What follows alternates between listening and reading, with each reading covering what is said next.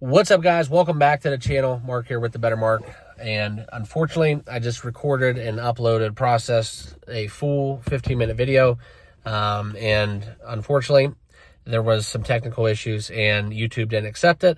So here I am. I'm going to do you guys a remote one.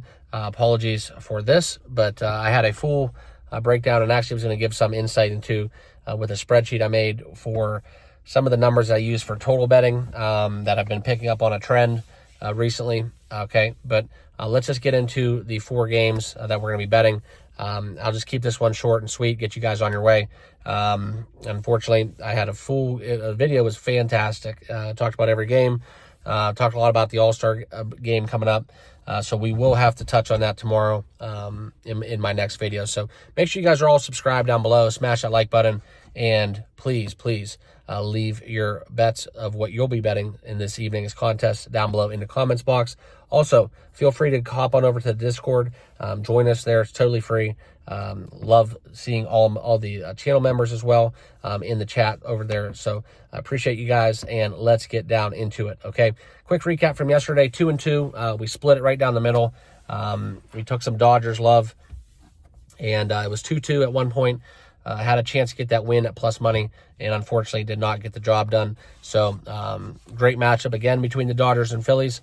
We're gonna just let this one ride, but at a plus 140 price for the Dodgers, it's kind of hard to pass that up. Even though they're going against Aaron Nola, who's had a fantastic run in 2024. Okay, but let's get into just kind of doing this off the top of my head from what I recorded. I don't have any of my notes. I use a dry erase board. None of that is with me or present, so let's get it. All right, we are going to get the first game up, and I will talk about my Guardians real quickly. Okay, they do have a newly acquired pitcher going from San Francisco, first outing as an Indian. So there is a little bit of an angle where I was thinking about doing that, taking the over. Tigers and Indians, they've been scoring some runs with the exception of the first game of that series. So it's just worth noting, if you guys are looking for another total to bet, go for it. That's one that almost made my card. I just didn't want to lay it. I want to see him pitch one time, but he doesn't go deep into games, and he does give up the long ball. So, you know, it's something where I do think that there's going to be runs. I think that possibly we get another repeat of last night or the night before where we get almost hitting 15+ runs or more. So kind of where I'm at with the net handicap. I think the number's too low, but it is the Tigers. So I am always a little leery, especially Jack Flaherty pitching. He could hold it down. So just kind of one of the angles I thought about. But the first game on the card that we are going to bet is taking the over in the Pirates game. I think it's plus 105. I got at over 7.5. Paul Skeens night pitching. I believe he's going against Aaron Savali, recently acquired by the Brewers. So we have Pirates in Milwaukee. Savali, I think he has a 6+ ERA.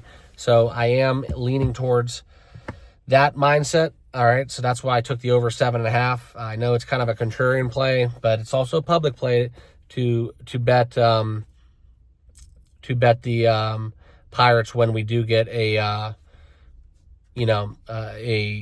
very low number such as 7.5. So that's kind of where I'm at with the net.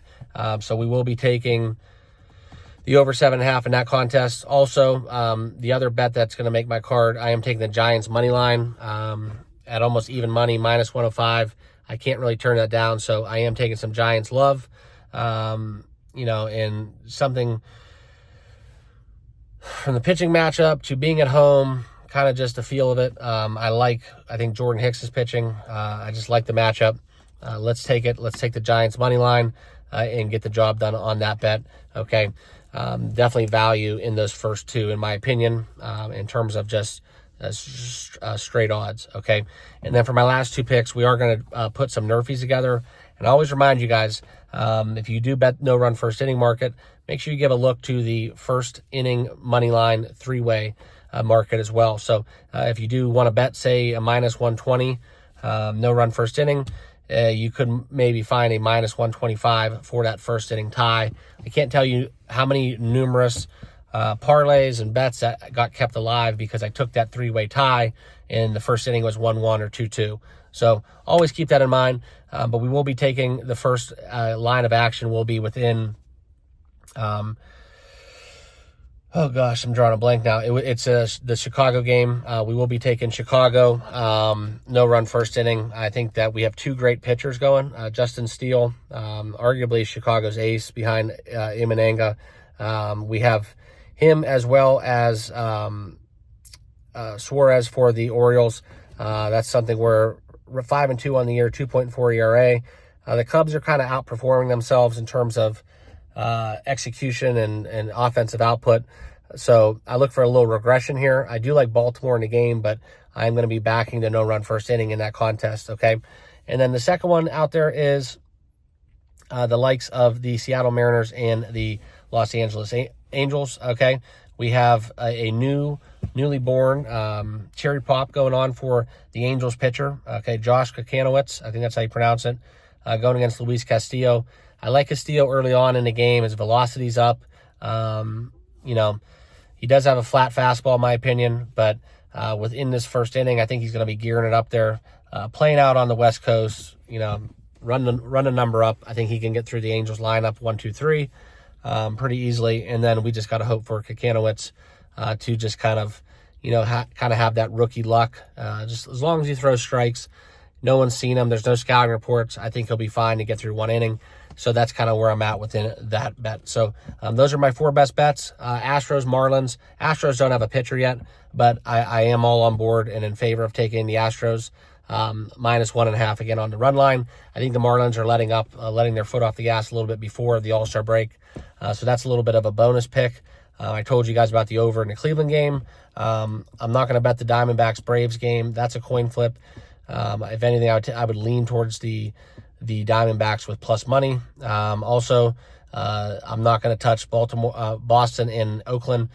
Oakland's been scoring a lot of runs. I know Tanner Houck's pitching, but how much leash is he given with the All-Star break?